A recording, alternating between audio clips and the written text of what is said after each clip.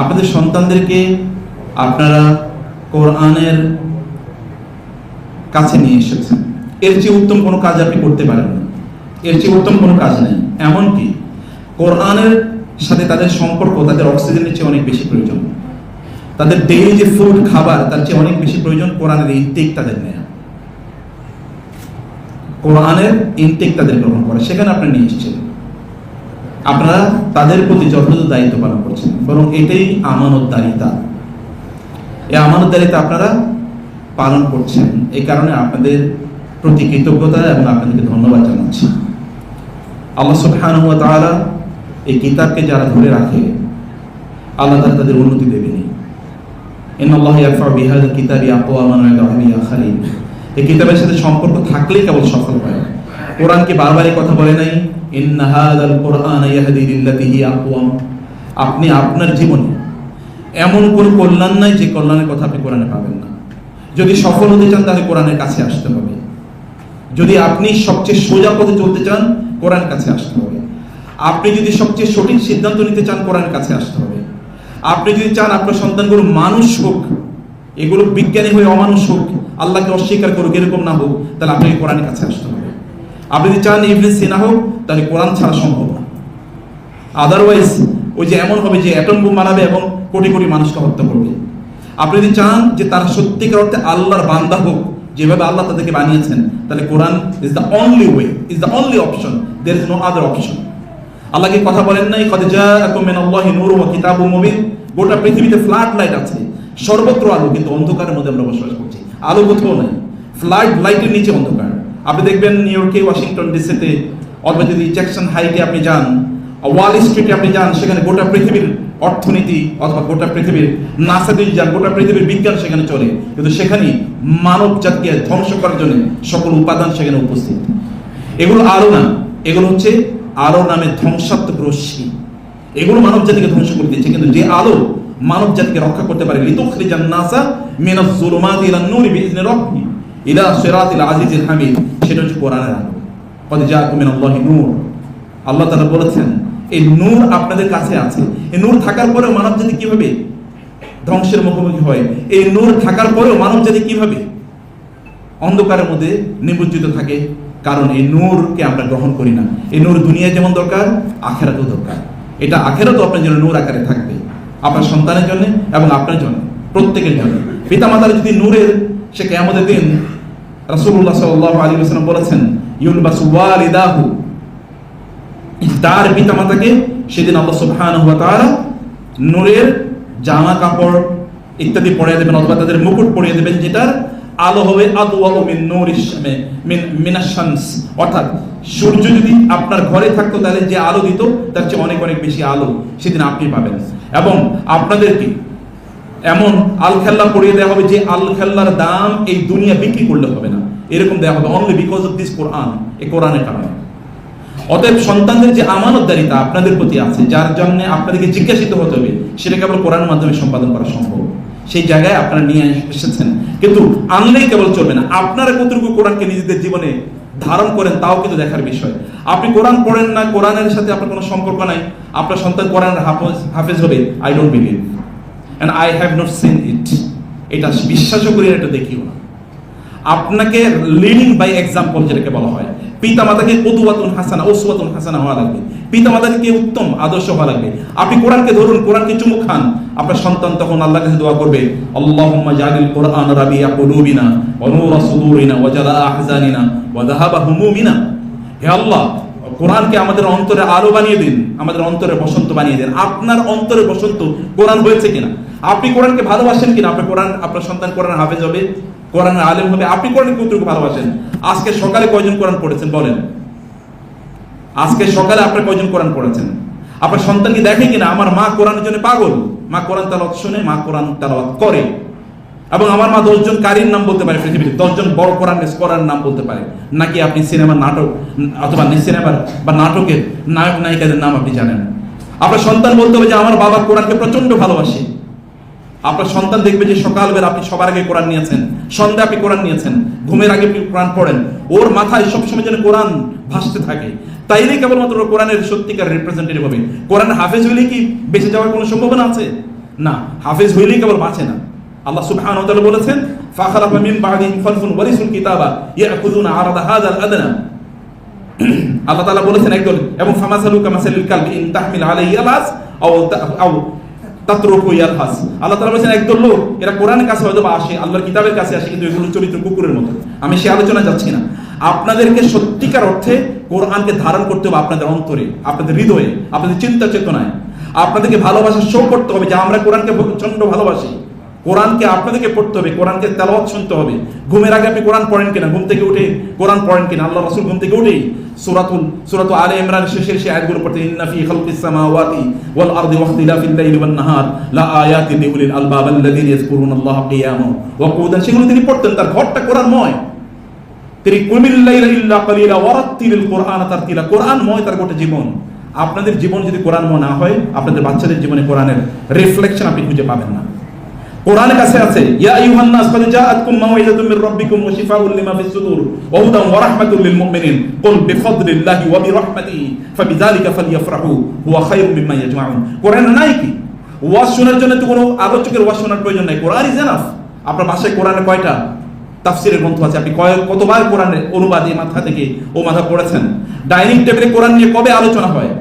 যদি এগুলো আলোচনা না হয় তাহলে কোরআনের সংস্কৃতি তৈরি হবে না, কোরআনের পরিবারও তৈরি হবে না। কোরআনের পরিবার ইন্না লিল্লাহি আলিনা মিনান নাস আহলুল কোরআন ক্বালু মান হুম ইয়া রাসূলুল্লাহ ক্বালা আহলুল্লাহ আহলুল কোরআন ওয়া খাসাতুহু। যে আল্লাহর একটা পরিবার আছে মানুষের মধ্যে, যারা স্পেশাল, আল্লাহ তাআলার অনুগ্রহ প্রাপ্ত, তারা হচ্ছে কোরআনের পরিবার। আপনাদের পরিবার কি কোরআনের পরিবার? কোরআনের পরিবার আপনাদের হয় না, আপনারা নিজেরা কোরআনের মানুষ হতে পারেন না। সন্তানকে কোরআনের মানুষ বানানোর স্বপ্ন, আমি জানি না, আল্লাহর রহমত করে তো সবকিছুই সম্ভব, কিন্তু প্রথমে আপনাদেরকে সেই জায়গাটি, সেটা আপনাদেরকে পূর্ণ করতে হবে। আপনাকে দৌড় দিতে হবে কোরআন নিয়ে। আপনার বাচ্চা সকালবেলা সময় মতো কোরআনের ক্লাসে আসে না, ও কোরআন হাফেজ হবো তো দেখেই আমার মা তো কোরআনের প্রতি উদাসীন, আমার বাবা তো কোরআন নিয়ে কোনো আলোচনাই করে না। আপনার বাসায় কোরআনের আলেমরা দাওয়াত পায় না, কোরআনের আলোচনা আপনার বাসায় হয় না, তাইলে কিভাবে? আমি এরকম অনেক বড় বড় ব্যক্তিদের কথা জানি, তাদের ডাইনিং টেবিলে তারা কোরআন কয়েকবার খতম দিয়েছেন বাচ্চাদেরকে নিয়ে। ওই ফ্যামিলির বাচ্চারা কোরআনকে ভালোবাসবে না, তাদের মগজে চিন্তা চেতনায় কোরআন সব সময়, চিন্তা চেতনায় তাদের কোরআন ঘুরতে থাকে। পৃথিবীতে বড় আলেমরা যারা হয়েছেন তাদের কোরআনের সাথে সম্পর্ক ছাড়া কোনোদিন আলেম অসম্ভব না। ইসলামিক স্কলার মানে কি কয়েকটা বই পড়লে ইসলামিক স্কলার হওয়া যায়? কোরআন বোঝেন ইসলামিক স্কলার হবে কিভাবে? অসম্ভব, এটা ইম্পসিবল, এটা হতেই পারে না। কোরআন আদ্যপান্ত পড়া দরকার, কোরআন আদ্যপান্ত বোঝা দরকার। এর মধ্যে রহমত আছে, রহমত পাবেন। আপনার পরিবারের রহমত নাই, স্বামী স্ত্রীর মধ্যে সম্পর্ক খারাপ, কোরআন নাই, কেমনে সম্পর্ক ভালো থাকবে? আপনি বরকত পান না। আমার ব্যক্তিগত জীবনে কোরআনের কারণে যে বারাকা আমি পেয়েছি, আমি যদি 1000 কোটিবার জন্ম নিতে আমি এত বারাকা পাবো না। কোরআনের কারণে আমি যতটুকু বারাকা পেয়েছি, কারণ আল্লাহ বলেছেন ইন্না আনজালনাহু ফি লাইলাতিন মুবারাকা কিতাবুন আনজালনাহু ইলাইকা মুবারাকুন। এটা তো বরকতের জন্যই এসেছে, এর মধ্যে কেমন বরকত আছে? এক লাইন পড়লে আপনি 10 লাইন বুঝবেন যদি আপনি কোরআন বুঝেন। ওয়া আল্লামনাহু মিন লাদুন্না ইলমা। আল্লাহ সুবহানাহু ওয়া তাআলা তিনি কোরআনের মধ্যে রহমত রেখেছেন, বরকত রেখেছেন, হেদায়েত রেখেছেন। আপনি বলেন, আপনি কোরআনকে কবে বলেছেন কোরআন বলো, আমার এই সমস্যার সমাধান কি? আপনার সন্তানরা দেখুক যে ওদেরকে নিয়ে বসছেন আপনি, আমার পরিবারের সমস্যা, চলো আমরা সবাই মিলে কোরআনে খুঁজি সমাধান। তাইলে কেবল কোরআন কি কেবল পড়ার জন্য নাজিল হয়েছে? কোরআন কি এটা বোঝার জন্য নাজিল হয় নাই? লিয়াদাব্বারু আয়াতি আফালা ইয়াতাদাব্বারুনাল কুরআনা আম আলা কুলুবিন আকফালুহা। ওদের মধ্যে কোরআনের ভালোবাসা তৈরি করে দেওয়ার অনেক পদ্ধতি আছে, অনেক পথ আছে, সেগুলো আপনাদেরকে বুঝতে হবে, দেখতে হবে। রাসূল সাল্লাল্লাহু আলাইহি ওয়াসাল্লাম কোন একজন মুসলমান হওয়ার পর সর্বপ্রথম তিনি তাকে কোরআন শেখাতেন। সাহাবায়ে কেরামরা আসলে তাদেরকে তিনি কোরআন শেখাতেন। তিনি কোরআনের সর্বপ্রথম পাঠক। লা তুহাররিক বিহি লিসানাকা লিতাআজালা বিহি ইন্না আলাইনা জামআহু ওয়া কুরআনা ফাইযা ক্বারা'নাহু ফাত্তাবি' কুরআনা। রাসূল সাল্লাল্লাহু আলাইহি ওয়াসাল্লাম টেনশনে পড়ে যেতেন কোরআন দ্রুত মুখস্থ করার জন্য, তিনি তার জিহ্বাকে নাড়াতেন। আল্লাহ বলেছেন আপনার টেনশন করতে হবে না, আপনার অন্তরে এটাকে প্রথিত করে দেয়া, গঠিত করে দেয়া, এটা দায় আমার, দায়িত্ব আমার। আপনি কেবল মনোযোগ দিয়ে শুনুন। তাহা মা আনজালনা আলাইকাল কুরআনা লিতাশকা। কোরআন তো মানুষকে লাঞ্ছিত, অপমানিত অথবা সৌভাগ্যহীন, পিছিয়ে পড়বে এই জন্য কোরআন আসেনি। কোরআনের জাতি যতদিন পর্যন্ত মুসলমানরা কোরআনকে ধরে রেখেছে ততদিন এই গোটা পৃথিবীকে তারা নেতৃত্ব দিয়েছে। 1200 বছর। কোরআন থেকে যখন তারা সরে গেছে তখন তাদের নেতৃত্ব শেষ। আপনি কি কোরআন কতটুকু আপনি ধারণ করছেন? কোরআনে কি নাই? তিবিয়ান লিকুল্লি শাই মা ফাররাতনা ফিল কিতাবি মিন শাই। কি নাই কোরআন? কারণ কোরআন আপনি বুঝবেন না, কোরআন পড়বেন না, আপনি অন্য জায়গায় কেবল হাত তাড়ে বেড়াবেন, তাই আপনি কিভাবে আগাবেন? তখন কাফের আর মুশরিক আর ওই ইহুদি আর খ্রিস্টান এবং আমাদের মাঝে কোনো পার্থক্য থাকবে না। Same will be the scenario, একই সিনারিও। আল্লাহ তাআলা ওদের ব্যাপারে বলেছেন, ইহুদিদের ব্যাপারে, যে ফানসালাখা মিনহা ফাআতবাহু আশ-শাইতান। এবং আল্লাহ সুবহানাহু ওয়া তাআলা এই আয়াতে, এই সূরাতে আল্লাহ তাআলা বলেছেন, যদি আমি চাইতাম ওয়ালাউ শি'না লারাফা'নাহু বিহা ওয়াত্তাবা'a হাওয়াহু ওয়ালাকিন্নাহু আখলাদা ইলাল আরদি ওয়াত্তাবা'a হাওয়াহু। আল্লাহ তাআলা বলেছেন, আমি যদি চাইতাম এই কোরআনের কারণে আমি তাকে আকাশে উড়াতে পারতাম। ওয়ালাউ আন্না কুরআনান সুয়্যিরাত বিহিল জিবালু আও কুত্তিআত বিহিল আরদু আও কুল্লিমা বিহিল মাউতা বাল লিল্লাহিল আমরু জামিআ। আল্লাহ চাইলে কোরআনের মাধ্যমে মৃতকে কথা বলাতে পারতেন, জমিনে হাজার রাস্তা তৈরি করে দিতে পারতেন। এবং আল্লাহ সুবহানাহু ওয়া তাআলা চাইলে এই কোরআনের মাধ্যমে, আল্লাহ সুবহানাহু চাইলে এমন কি যেটা আল্লাহ তাআলা করে দিতে পারতেন না, সব তিনি পারতেন। অতএব এই কোরআন এটা আল্লাহর পক্ষ থেকে সবচেয়ে বড় অনুগ্রহ, এর চেয়ে কোনো অনুগ্রহ নাই, এর চেয়ে কোনো অনুগ্রহ হতেই পারে না। প্রিয় ভাইরা বোনেরা, আপনাদেরকে নাসিহা এই কারণে, বাচ্চারা কতটুকু বুঝবে, বাচ্চাদেরকে বোঝানোর দায়িত্ব আপনাদের, দায় আপনাদের। আপনারা কোরআনের মানুষ হয়ে যান, কোরআন পড়েন, সকালে কোরআন পড়েন, বিকালে কোরআন পড়েন। দেখেন ঘরটা কিভাবে শান্তির ঘরে তৈরি হয়ে যায়। 2 রাকাত নামাজ পড়তে আপনি 2 মিনিট সময় নেন, কোরআনও নাই, ইবাদতও নাই, কিভাবে আপনার অন্তরে কোরআনের ভালোবাসা তৈরি হবে? কোরআনের ভালোবাসা তৈরি হতে হলে কোরআনকে লম্বা সময় জুড়ে নামাজে তেলাওয়াত করতে হবে। আপনার বাচ্চারা যে একটু হেল্প করে, ওকে সামনে দাঁড়া করে দেন, বাবা তুমি পড়ো, আমি তোমার পেছনে নামাজ পড়তে চাই, মা তুমি পড়ো, আমি তোমার পেছনে নামাজ পড়তে চাই, তুমি এই সূরা পড়ো, লম্বা সূরা পড়ো, আমি 1 ঘন্টা তোমার পেছনে নামাজ করতে চাই, ও পড়ুক। এর মাধ্যমে ওর অন্তরে কোরআনের ভালোবাসা তৈরি হোক। বাচ্চাদের অন্তরে কোরআনের ভালোবাসা তৈরি হয় না। এই দায় কেবলমাত্র স্কুলে কতক্ষণ থাকে, স্কুলে কতক্ষণ পড়ে, বাকি কাজ কে করবে? কেবল ওস্তাদদের দিকে তাকিয়ে থাকলে চলবে না, আপনাদেরকে কোরআনের টিচার হতে হবে। পৃথিবী জুড়ে সন্তানরা বড় কোরআনের আলেম হয়েছে তাদের পিতা মাতার কারণে। পিতা মাতার দায় সেখানে অনেক অনেক বেশি, এবং জিজ্ঞাসিত হবে পিতা মাতা। ইন্নাল্লাহা সাইলুন কুল্লা রাইন আম্মা ইস্তারআহু হাফিজা আম দাইয়া আলা কুল্লুকুম রাইন ওয়া কুল্লুকুম মাসউলুন আন রাইয়াতিহি। অতএব আপনি রাজুলুন রাইন ফি বাইতিহি আর ওয়াল মারআতু রাইয়াতুন ফি বাইতি যাওজিহা। আপনি আপনার সন্তানের ব্যাপারে জিজ্ঞাসিত হবেন, আপনি পিতা অথবা মাতা, এবং দ্বীনের ব্যাপারে জিজ্ঞাসিত হবেন। দুনিয়ার দায়িত্ব আল্লাহ নিয়েছেন, দ্বীনের দায় আপনার। দুনিয়ার দায়িত্ব, কারণ ওমা মিন দাব্বাতিন ফিল আরদি ইল্লা আলাল্লাহি রিজকুহা।